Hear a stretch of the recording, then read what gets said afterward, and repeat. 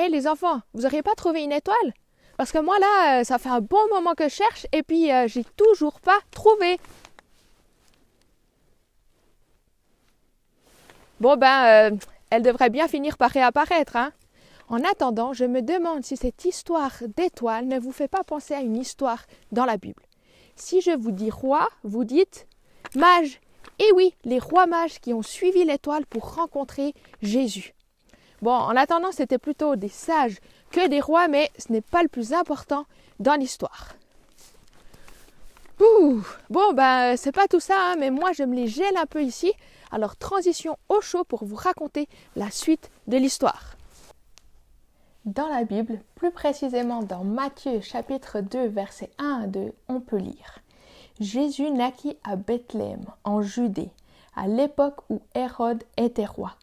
Après sa naissance, des savants spécialistes des étoiles vinrent d'Orient. Ils arrivèrent à Jérusalem et demandèrent « Où est l'enfant qui vient de naître, le roi des Juifs? Nous avons vu son étoile apparaître en Orient et nous sommes venus l'adorer. » Remettons un petit peu le contexte de l'histoire. Ces sages étaient très intelligents.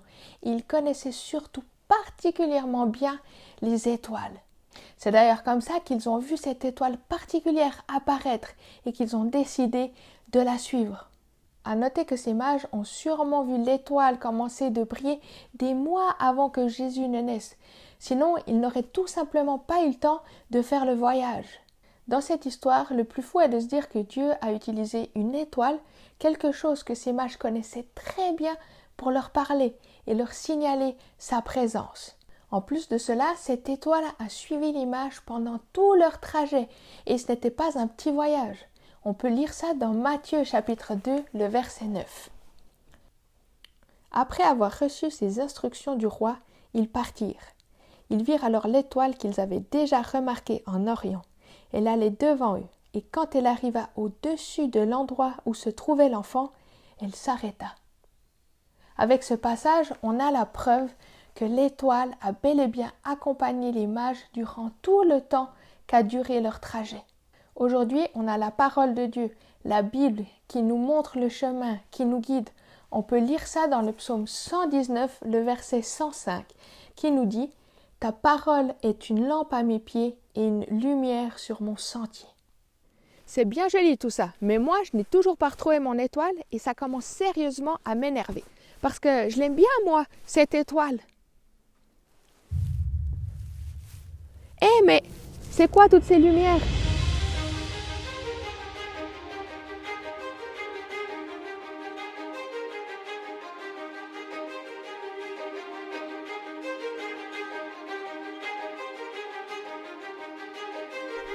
Ah, mais je viens de comprendre. On vient de lire un verset qui nous dit que la Bible, et donc la parole de Dieu, éclaire notre chemin. Bon c'est parti, hein?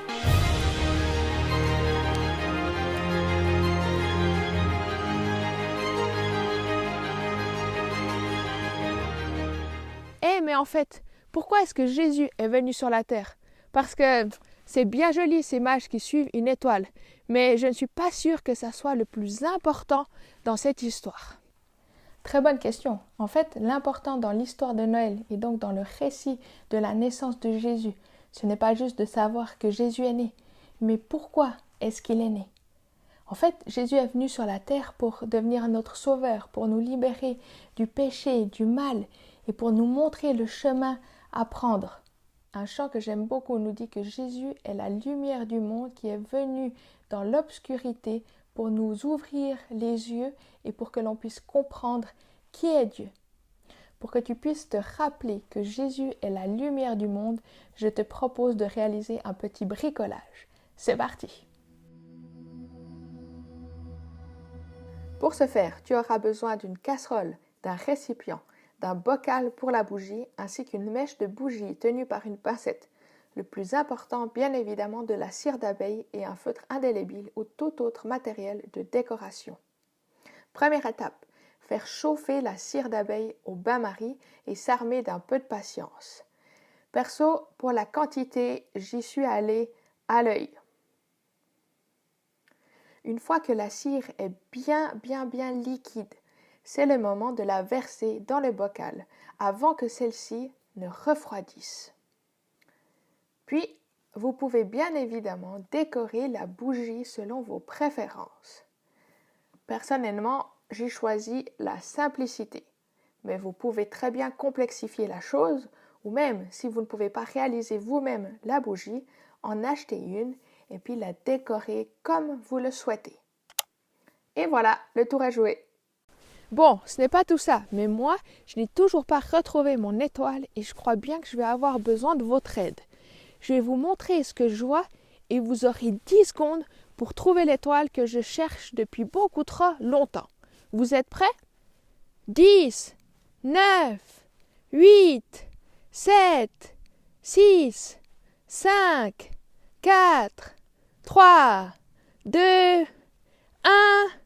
Trouvé! J'ai trouvé! Et j'espère que vous aussi. Allez, je vais la chercher. Hop!